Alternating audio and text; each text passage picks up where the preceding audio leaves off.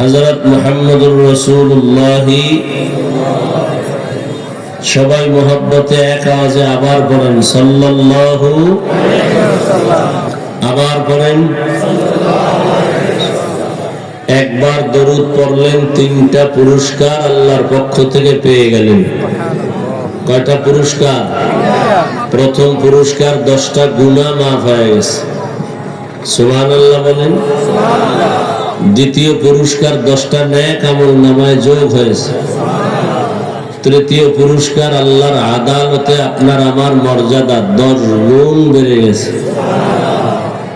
দরুদ এমন একটা পাওয়ারফুল আমল যে দরুদের আমল দায়ী ভাবে লাগাতার করবে, দুনিয়াতেও সে লাভবান হবে, আখিরাতেও লাভবান হবে। ব্যবসায় ঝামেলা, দরুদের আমল করেন, ঝামেলা মিটে যাবে। পরিবারে সংসারে যে কোনো লাইনের মুসিবত দূর হবে দরুদের বরকতে। এজন্য উচিত কমপক্ষে প্রতিদিন 300 বার দরুদের আমল করা। সারাদিন তো ব্যস্ত, ঘুমের আগে বিছানায় বসে তসবিহ একটা হাতে নিয়ে, এরপরে ওযু সহকারে, সময় বেশি থাকলে নামাজের দরুদ, না হয় সংক্ষিপ্ত দরুদের আমল 300 বার করে ডান কাতে কিবলার দিক চেহারাটা ঘুরায় ঘুমাবেন। ইনশাআল্লাহ এই দরুদের বরকতে ঘুমের ঘরে রাসূলের সাথে মোলাকাত হয়ে যাবে। আল্লাহ আমাদেরকে বেশি বেশি দরুদের আমল করার তৌফিক দান করেন। আমিন। দরুদ কি কম হবে না বেশি? তো বেশি দরুদ পড়তে হলে আমরা যে কোনো হালাতেই থাকি, সুযোগ পেলেই দরুদ পড়া।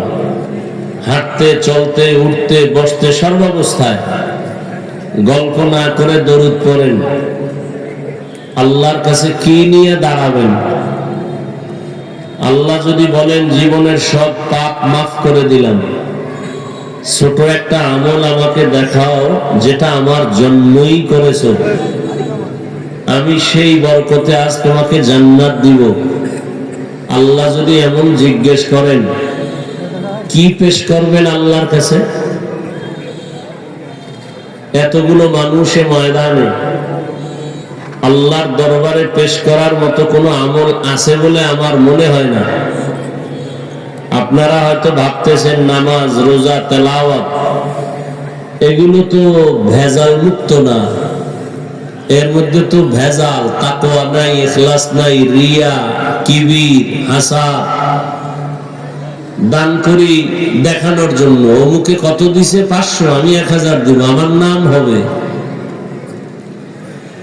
একা একা নামাজ পড়ি, 10 রাকাত নামাজ পড়তে আমার 5 মিনিট লাগে না। আর লোকালয়ে যখন নামাজে দাঁড়াই 4 রাকাতে আমার 5 মিনিট চলে যায়। তাহলে আমল তো আল্লাহর জন্য একনিষ্ঠতার সাথে হয় নাই। এজন্য আমি অনুরোধ করব, আপনারা আল্লাহর ওয়াস্তে দরুদের আমলটা ইখলাসের সাথে করেন। অন্তত একনিষ্ঠতার সাথে যদি দরুদের আমল নিয়েও দাঁড়াতে পারেন, ইনশাআল্লাহ দরুদের বরকতে আল্লাহ পাক বিনা হিসাবে জান্নাত দিয়ে দিবেন। হর কে বাশুদ আমলে সাল্লু মুদাম, হর কে বাশুদ আমলে সাল্লু মুদাম, আতশদু যুকশাওয়াদ বরওয়াই হারাম। আবার বলি, আল্লাহ আমাদের সবাইকে বেশি বেশি দরুদের আমল করার তৌফিক দান করেন।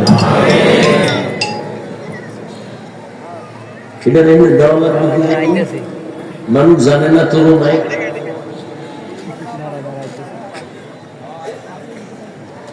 এই যে ওয়াজ করতেছি খালি মানুষকে দেখানোর জন্য সব না।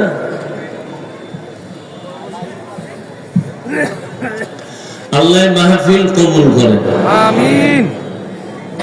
হেদায়েতের জন্য কবুল করেন, আমিন। আল্লাহ মাহফিলের বরকতে পুরা এলাকায় শান্তি দান করেন, আমিন। আল্লাহ মাহফিলের বরকতে কবরওয়ালাদেরকে জান্নাত দান করেন, যারা বেঁচে আছেন আল্লাহ সুস্থতার নেয়ামত দান করেন, মুসলমান হিসেবে আপন হয়ে চলার তৌফিক দান করেন।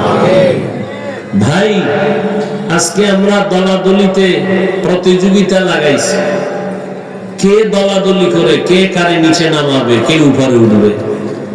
আমি তাদেরকে বলছি যারা ধর্ম নিয়ে দলাদলি করে। দুনিয়ার লাইনে তো দলাদলির অভাব নেই। দুনিয়ার লাইনে দেখেন না এক এক দল, এর মধ্যে আরো কিলাকিলির দল আছে 13টা, আছে না? এমন একটা থানা বাংলাদেশে পাইলাম না যে অমুক দলের 2 গ্রুপ নাই। সব জায়গায় গ্রুপ লিডার একটা আর একটারে মারে। সেদিন নাকি শুনলাম এক গ্রুপের নাম দেয় নাই পোস্টারে, আর এক গ্রুপ মাহফিলের প্যান্ডেল জ্বালায় দিছে। আমি যে মাঝে মাঝে কই স্বাধীন কইরে যে তোমরা নাকে তেল লাগায় ঘুমাও। মুসলমান তো স্বাধীন বলবে ওই দিন যেদিন ইসলামের স্বাধীন হবে।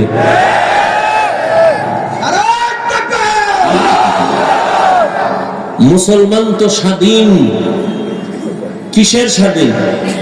স্বাধীন যদি হয় চট্টগ্রামে আইনজীবীর গলা কাটা হয় কেন? মুসলমানের স্বাধীন, ইসলামের স্বাধীন। ওই দিন মুসলমান স্বাধীন বলে নাকে তেল লাগায় ঘুমাবে নীরবে। যেদিন বাংলাদেশের প্রত্যেকটা মুসলমান উলামায়ে কেরাম সিনাকে টান করে উম্মতের দ্বীনের কথা বলবে, কোন সুদখোর হারামখোরের থেকে অনুমতি নিতে হবে না। মুসলমান তো স্বাধীন বলে আরামে ঘুমাবে সেদিন, যেদিন দেশের প্রত্যেকটা মসজিদ আর মাদ্রাসার